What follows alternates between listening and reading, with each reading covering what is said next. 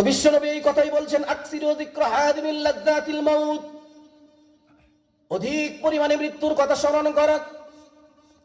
আপনি দেখবেন যেই রাস্তা দিয়ে কবরস্থান আছে, রাত্র 10টা-11টার পরে অনেক মানুষ সেই রাস্তা দিয়ে যেতে চায় না, ভয় লাগে কবরস্থান দেখলেই।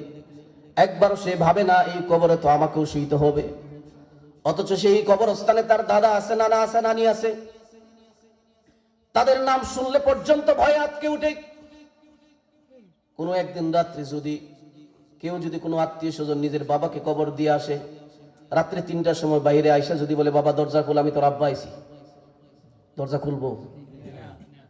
বাবারা না অনেক ভালোবাসে না, বাবার জন্য খাওয়া দাওয়া বন্ধ, কিন্তু বাবার কবর দিয়ে আসার কয়েক ঘন্টা পরে যদি তারে দেখে, ফুতের কি দৌড়ের উপর থাকতো না, বাবা আর শিকার যাইত না।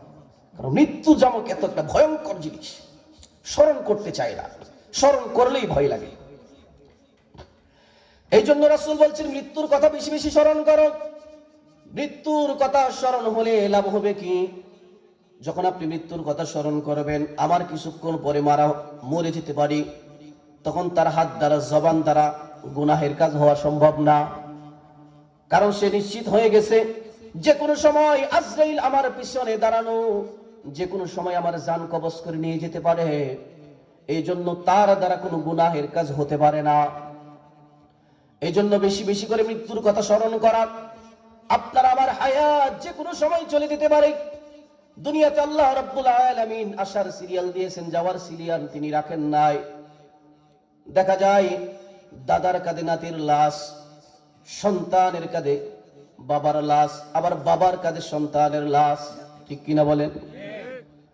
তো এই জন্য মৃত্যুর কথা বেশি বেশি করে স্মরণ করা। কত মানুষ এমন আছে ঘর থেকে সন্তানের কাছ থেকে বিদায় নিয়ে যায়, সন্তান বলে, বাবা বিকাল বেলা আসার সময় আমার জন্য খেলনা নিয়ে আসবা। স্ত্রী বলে, আমার জন্য চুড়ি নিয়ে আসবা, লিপস্টিক নিয়ে আসবা। কিন্তু দেখা যায় বিকাল বেলা নাম্বার থেকে ফোন আসে, কে জানি শুয়ে আছি, নাম্বার থেকে ফোন আসে,